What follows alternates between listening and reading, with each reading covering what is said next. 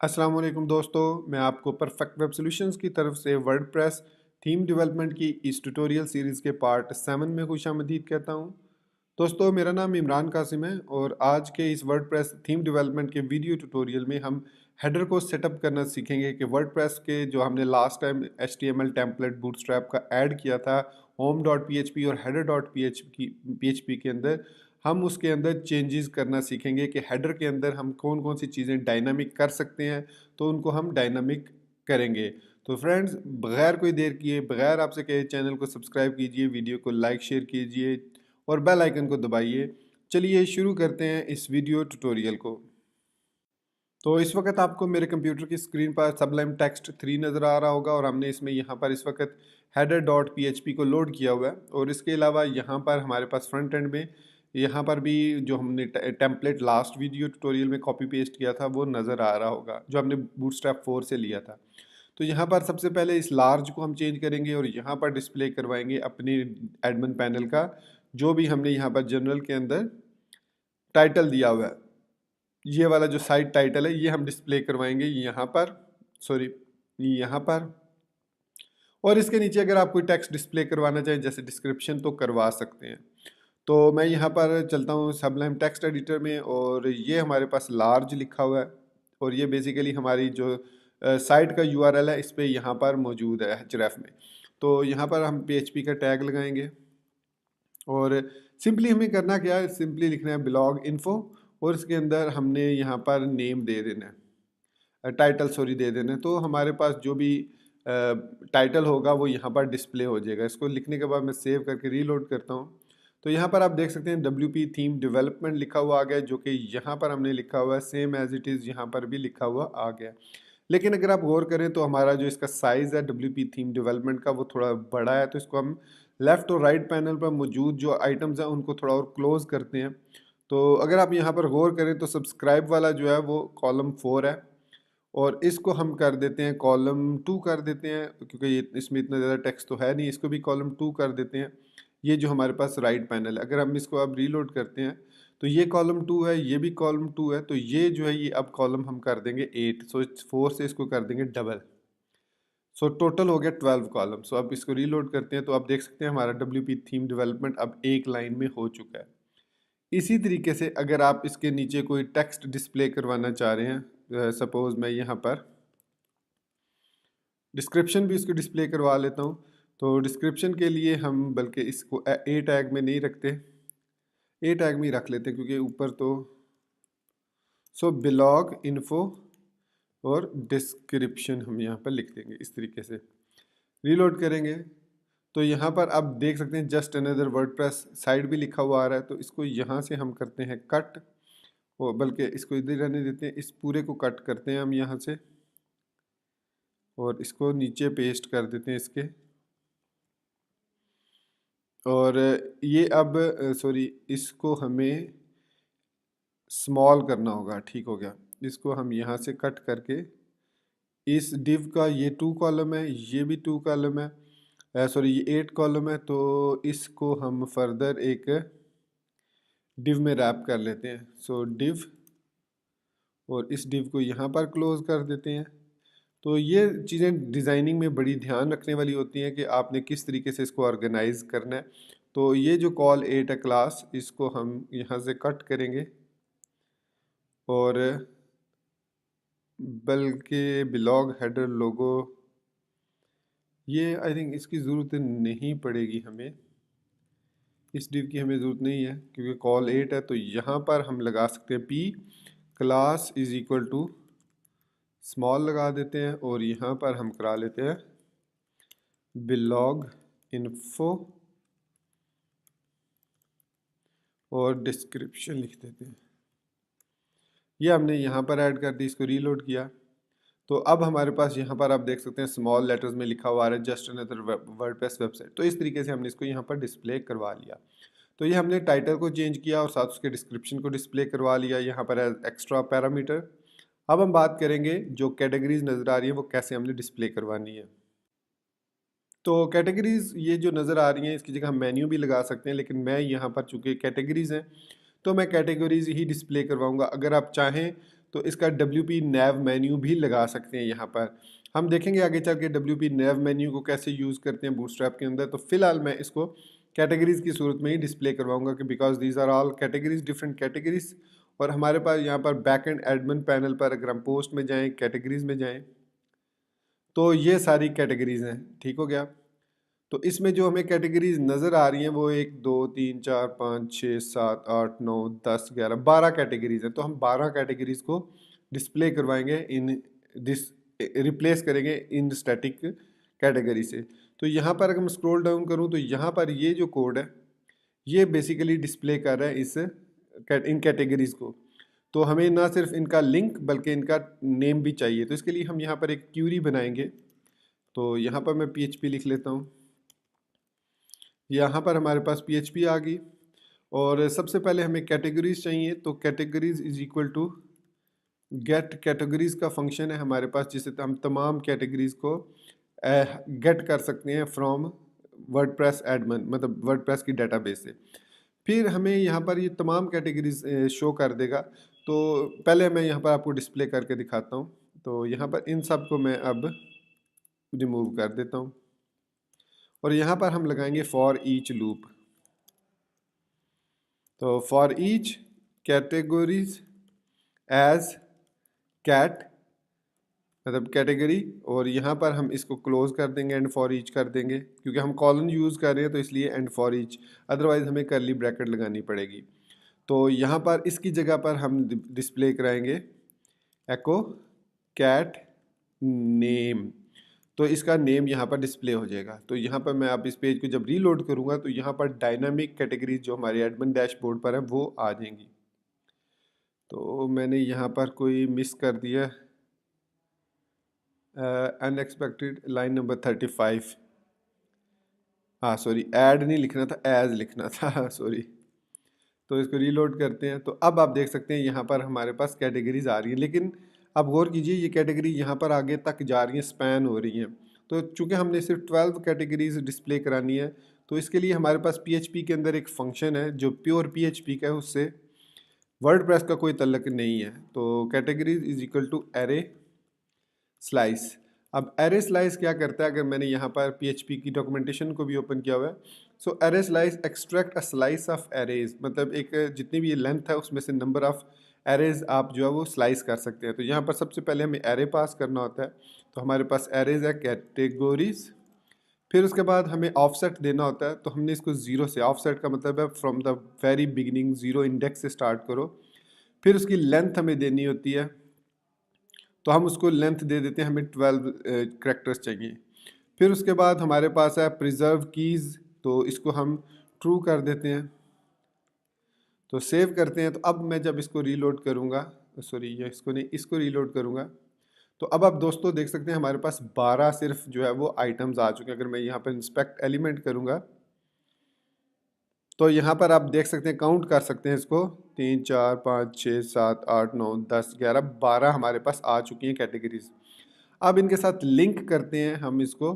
तो लिंक करने के लिए हमें सिंपली वर्डप्रेस के अंदर एक और फंक्शन है get category link underscore link, इसको PHP में हम रैप करेंगे।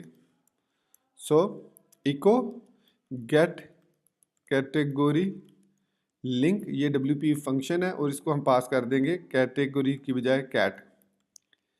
कैट पास कर देते हैं और देखते हैं अब हमारे पास क्या लिंक्स आ रहे हैं। तो यहाँ पर आप देख सकते हैं दोस्तों कि हमारे पास अब जो लिंक्स हैं वो प्रॉपरली आ चुके हैं। अगर मैं इसको क्लिक करता हूँ तो दिस इज़ आर्काइव PHP, यहाँ पर हमारे पास पे ओपन हो रहा है और इसमें हमारे पास सारी कैटेगरीज़ की लिस्ट आ रही है। ये हमने लास्ट में शुरू में देखा था, इसको हम कस्टमाइज़ करेंगे। जो हमने क्रिएट किया था archive.php, इसमें इसको हम कस्टमाइज़ करेंगे। लेकिन फ़िलहाल हमारा मकसद जो है वो सॉल्व हो गया कि हम जो है वो इनको नेविगेट कर सकते हैं। ऊपर आप यहाँ पर देख सकते हैं चेंज हो रही हैं कैटेगरीज़। तो बाद में हम कैटेगरी डॉट PHP पर देखेंगे। तो ये हमने टाइटल को भी चेंज कर लिया और इस पे अगर मैं क्लिक करता हूँ तो इसका मैंने होम पेज नहीं दिया, तो हेडर में जाते हैं और यहाँ पर हमारा ये ब्लॉग इन्फो है, इसको href दे देते हैं। blog info site URL, I think site URL ही है,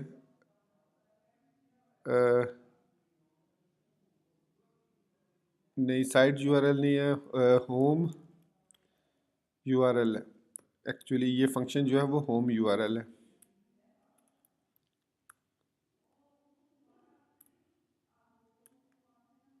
और ये हमारे पास होम URL है। अब अगर हम यहाँ पर जाते हैं तो एक मिनट, हम यहाँ पर अगर होम पेज पे जाते हैं तो ये हमारे पास होम पेज है। अगर कैटेगरी जाते हैं तो ये हमारे पास उस कैटेगरी का दे रहा है लिंक। तो साइट URL को यूज़ कर लेते हैं हम। साइट URL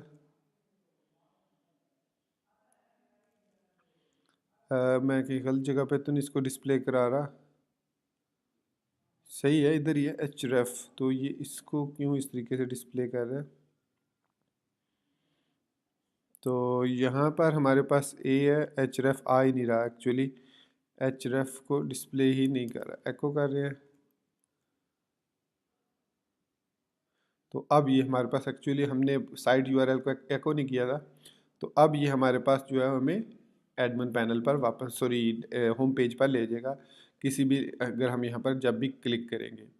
तो ये हमने इसको क्रिएट कर लिया। अब उसके नेक्स्ट स्टेप में हम यहाँ पर जो सर्च आइकन सा लगा हुआ है इसको हम सर्च फॉर्म में चेंज करेंगे। तो वर्डप्रेस में हमारे पास एक फंक्शन है सर्च फॉर्म का, तो वो जब हम रन करते हैं तो ऑटोमेटिकली वो हमें सर्च फॉर्म डिस्प्ले कर देता है, डिफ़ॉल्ट सर्च फॉर्म। तो यहाँ पर मैं इसी सर्च फॉर्म के अंदर एको कर देता हूँ सर्च अंडरस्कोर फॉर्म। ये हमारे पास सर्च फॉर्म हो गया। तो इसको अब मैं रीलोड करता हूँ। तो search form, sorry get search form, ये गेट सर्च फॉर्म है। तो ये देखिए हमारे पास सर्च फॉर्म आ चुका है, लेकिन यहाँ पर इस आइकन को हम यूज़ करना चाह रहे हैं। तो इस आइकन को मैं यहाँ पर कॉपी करूँगा। तो अब चूँकि हमने सर्च फॉर्म को कस्टमाइज़ करना है, ठीक है, तो बल्कि मैं इसको पहले यहीं पे रहने देता हूँ और इस कोड को कॉपी करता हूँ इंस्पेक्ट एलिमेंट में जाके, और यहाँ से बल्कि मैं गेट बूटस्ट्रैप पर भी चला जाता हूँ। यहाँ से हमें सर्च फॉर्म का जो कोड है वो हमने लेना है और इस कोड से रिप्लेस करना है, इस कोड से हमें रिप्लेस करना है ये जो हमने फॉर्म वाला लिया। इसको एडिट कर लेते हैं और इसके लिए मैं इसको कॉपी करूँगा। कॉपी करने के बाद मैं आऊँगा अपने थीम में और यहाँ पर एक न्यू फाइल क्रिएट करूँगा सर्च फॉर्म डॉट PHP।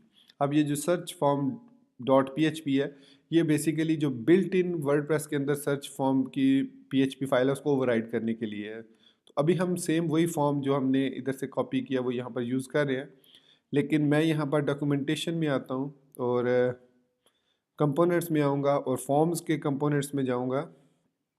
ये फॉर्म्स आ गए। तो मुझे यहाँ से एक फॉर्म चाहिए जो कि बिल्कुल उसी तरह का हो, लेबल के साथ विद, यहाँ पर ये ठीक है। इसके में हमारे पास एक और ऑप्शन होता है, I think input groups, I think मेरे ख्याल, हाँ जी इनपुट ग्रुप्स हमारे पास एक फंक्शन होता है। हाँ ये इसको हम यूज़ कर सकते हैं। तो इसको मैं कॉपी इंस्पेक्ट एलिमेंट, बल्कि यहाँ पे इसका कोड लिखा होगा। तो इसका कोड ये है हमारे पास, कौन सा वाला हमने कॉपी करना है, reception user name at example.com। So reception user name ये है। तो ये कोड कॉपी कर लेते हैं हम, यहाँ से कॉपी किया इसको और इसमें आए और यहाँ पर मैं इसको फॉर्म के अंदर इधर पेस्ट कर देता हूँ। तो अब ये हमारे पास जो है वो फॉर्म हो गया, इनपुट फॉर्म है। अब इनपुट के अंदर हमारी जो फील्ड्स हैं, इसका एक तो नेम हमने ये देना है S, तो इसको मैं यहाँ से कट करता हूँ और इसका नेम तो यहाँ पर दिया ही नहीं गया, तो इसको नेम S कर देते हैं और यहाँ पर लिख देते हैं सर्च। तो ये सर्च के लिए बेसिक ऐड ऑन है और ये हमें इसकी ज़रूरत नहीं है। और जो एक्शन URL है वो है एको साइट URL। तो ये हमारे पास PHP का कोड आ जाएगा इसमें, तो यहाँ पर हम इस तरह से इको कर लेंगे इसको, और ऐड ऑन की जगह ये जो स्पैन ऐड ऑन आ रहा है इसकी जगह मैं हेडर में वापस आके इस एसवीजी कोड को कॉपी कर लूँगा और यहाँ पर इस कोड को मैं पेस्ट कर दूँगा इस तरीके से। तो अब ये हमारा फॉर्म डिज़ाइन हो रहा है, तो इसको यहाँ से हम अब ख़त्म कर देते हैं। तो सेव किया इसको, सेव करने के बाद अगर मैं अपना पेज पे आता हूँ वापस, तो ये हमारा सर्च फॉर्म अब आलमोस्ट उसी तरीके से डिज़ाइन हो चुका है। सिर्फ फ़र्क ये है कि ये जो बटन है, अब हमें बटन के लिए कुछ, ये जो इनपुट बटन है इसकी जगह पे इसको इनपुट बटन बनाना होगा। तो मैं यहाँ पर इस पैन को यहाँ से कॉपी करता हूँ और बल्कि ये इस बटन को उठाकर मैं कंट्रोल एक्स करता हूँ और यहाँ पर रख देता हूँ इस पैन के अंदर, और फिर इसको चेंज कर देता हूँ मैं बटन में, क्योंकि हमने इसमें ऐड करना है एसवीजी कोड को। तो इस एसवीजी कोड को मैं अब यहाँ से कट करके बटन के अंदर पेस्ट कर देता हूँ और इसको जो है क्लास दे देते हैं वो बीटीएन लिंक, इस तरीके से दे देते हैं। अब इसको रीलोड करता हूँ, तो अब ये हमारे पास ठीक हो चुका है। अब इसके लिए मैं इसको कोशिश करता हूँ कि ये जो है 7 हो जाए, और इसको मैं अगर 3 कर दूँ तो ये एक लाइन में अभी भी ये बटन जो है वो बड़ा है, तो 7 और 3 पे रखते हैं। बल्कि अगर मैं इसको जो ब्लॉक हेडर है उसको 6 करता हूँ तो क्या ये 2 में हो जाएगा? 6 में भी ठीक है ये। तो ठीक है, इसको हम कर देते हैं 8 से 6 जो हमारा टाइटल है। तो और उसके बाद इसको कर देते हैं 4। सेव किया और इसको रीलोड करेंगे, तो अब ये सर्च फॉर्म हमारा काफ़ी बेहतर हो चुका है। तो इसके अलावा हम इसमें यहाँ पर सर्च फॉर्म डॉट पी के अंदर इसका MB3 मार्जिन बॉटम है, ठीक हो गया। ये हो गया, नेम हो गया, ठीक हो गया ये भी। तो स्पैन में भी हमारे पास ठीक है। तो इसको बटन को हम BTN SM कर देते हैं, स्मॉल कर देते हैं। तो यहाँ पर इसको 1 मिनट हम चेक कर लेते हैं कि इसमें इतना ज़्यादा ये पैडिंग है, इसमें ज़्यादा है। तो पैडिंग हम इसमें देखते हैं कितनी पैडिंग दी गई है। ये पैडिंग है हमारे पास, तो यहाँ पर पैडिंग है किसके अंदर? इनपुट ग्रुप टेक्स्ट के अंदर। सो इनपुट ग्रुप टेक्स्ट है, तो इसको हम अगर देखें यहाँ पर बटन्स के भी ग्रुप होंगे डेफिनेटली, ये देख सकते हैं आप, चेक बॉक्सेस का बटन है। तो इनपुट ग्रुप टेक्स्ट है और ये हमारे पास है, और बटन को भी देखना पड़ेगा। बटन, हाँ ये देख सकते हैं अब ये वाला बटन। तो इसमें बटन में यहाँ पर ये कौन सा है? रिसिपिएंट वाला। तो इसमें ये है हमारे पास इनपुट ग्रुप प्री पेंड है और एक इनपुट ग्रुप अपेंड है। तो इनपुट ग्रुप अपेंड कर देते हैं इसको, ये सिंपली इतना चेंज करना था हमने। तो देखते हैं अब इसको। तो अब ये हमारे पास वही फॉर्मेट में आ चुका है बटन। सो इनपुट ग्रुप अपेंड है और उसके बाद यहाँ पर ये डिव लगाई है, तो हमने स्पैन यूज़ कर लिया उसकी जगह, नो प्रॉब्लम। सो BTN आउटलाइन इसको यूज़ कर लेते हैं, BTN आउटलाइन कर लेते हैं।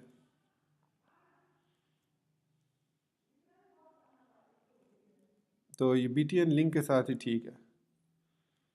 तो ये हमारे पास जो है वो अब हमारा सर्च फॉर्म क्रिएट हो चुका है। तो यहाँ पर आप देख सकते हैं हमारी सर्च काम कर रही है। अभी हमने यहाँ पर सर्च का पेज नहीं बनाया, ये स्क्रीन वाइट इसलिए आ रही है क्योंकि हमने index.php को साइलेंट कर दिया। तो इसके लिए सर्च फॉर्म के लिए हमें फिर search.php चाहिए होगी, और हम फिर उसको कस्टमाइज़ करना बाद में देखेंगे। तो फ्रेंड्स, हमारा जो मेन सेटअप है वो सारा कंप्लीट हो चुका है। साइन अप बटन को भी हम जो है वो नॉर्मल बटन्स की तरह लगाएंगे, और ये हमारे पास है BTN SM आउटलाइन सेकेंडरी, ठीक हो गया। तो इसमें मार्जिन हमने यहाँ पर कहीं पे दिया था, सर्च फॉर्म के अंदर दिया था मार्जिन बॉटम। तो अगर मैं इसको मार्जिन बॉटम को ख़त्म कर देता हूँ, तो अब ये ऑलमोस्ट ठीक हो चुका है, एक ही लाइन में सारे आ चुके हैं। तो अलाइन हो चुके हैं ये हमारा, लेकिन यहाँ पर जो बटन है इसको यहाँ पर शो होना चाहिए। तो maybe I am missing some points. So text है, फॉर्म कंट्रोल है और एरिया लेबल है। मैं बल्कि इसको कॉपी कर लेता हूँ, यहाँ पर बटन तक लगा देते हैं। तो यहाँ पर हमारे पास ये फॉर्म है और चूंकि इसमें दोनों है टेक्स्ट बॉक्स वो मौजूद हैं, तो मैं इसको यहाँ पर कॉपी करके चेक करता हूँ। तो ये हमारे पास, इसके बाद SVG को कॉपी करते हैं और SVG को इस जगह पे पेस्ट कर देते हैं। फिर उसके बाद इनपुट ये है हमारे पास, प्लेस होल्डर में सर्च लिख देते हैं और उसके बाद हम यहाँ पर नेम में S लिख देते हैं। तो ये name is equal to S। तो ये हमने अपना सर्च फॉर्म जो है वो थोड़ा सा बेहतर कर लिया। इसको चेक करते हैं अब। Let's see how does it behave. तो रीलोड करते हैं। तो अब ये ठीक हो चुका है हमारा सर्च का फॉर्म जो है वो। अब मार्जिन बॉटम हमें नहीं चाहिए, तो इसको ख़त्म कर देते हैं। तो आउटलाइन जो है वो हमें आउटलाइन भी नहीं चाहिए, तो यहाँ पर हम लिंक कर देते हैं। तो आउटलाइन डिफ़ॉल्ट अगर करें तो ये इस तरीके से आ रही है। प्राइमरी अगर करें, ये एक्चुअली डिफरेंट बूटस्ट्रैप की क्लासेस हैं। तो ये हमारे पास प्राइमरी है और सेकेंडरी। तो ये अब हमारे पास जो है हमारा सर्च फॉर्म भी क्रिएट हो चुका है। तो हमने यहाँ पर कैटेगरीज़ को शो कर लिया और यहाँ पर हमने शो कर दिया सर्च फॉर्म को, और हमारा सर्च फॉर्म काम भी सही तरीके से कर रहा है। तो इस तरीके से हमने अपने हेडर को प्रॉपरली डिज़ाइन कर लिया है। तो फ्रेंड्स, ये था हमारा आज का वीडियो ट्यूटोरियल जिसमें हमने अपने हेडर को चेंज किया है विद इन 20 to 25 मिनट्स। और हमने यहाँ पर टाइटल को डिस्प्ले कराया, कैटेगरीज की लिस्ट शो कराई विद देयर हाइपरलिंक्स, और सर्च फॉर्म को सेटअप किया। और इसके बाद हम साइन अप और सब्सक्राइब को लेटर ऑन देखेंगे। तो फ्रेंड्स, यहाँ पर मैं अपने इस वीडियो ट्यूटोरियल को ख़त्म करता हूँ और नेक्स्ट वीडियो ट्यूटोरियल में हम home.php के अंदर ये जो जिसको क्या कहते हैं, आई थिंक इसको बूटस्ट्रैप के अंदर कहा जाता है कि ये हीरो है, हीरो स्टाइल है। इसमें हम यहाँ पर एक पोस्ट लगाएंगे, फिर यहाँ पर पोस्ट को डिस्प्ले करेंगे और हम यहाँ पर पोस्ट के बाद ओल्डर और न्यूअर पोस्ट को चेंज करेंगे और साइड बार को भी हम प्रॉपरली अलाइन करेंगे। तो फ्रेंड्स, मिलते हैं नेक्स्ट वीडियो ट्यूटोरियल में। टिल देन मुझे अपनी दुआओं में याद रखिएगा। चैनल को सब्सक्राइब करना बिल्कुल मत भूलिएगा और साथ में मौजूद जो बेल का नोटिफिकेशन आइकन है उसको ज़रूर प्रेस कीजिएगा ताकि आपको हमारी वीडियोस की नोटिफिकेशंस मिलती रहें और आप उनसे अप टू डेट रह सकें। So guys, thank you very much for watching this video tutorial till the end. Take care, good bye and अल्लाह हाफिज़।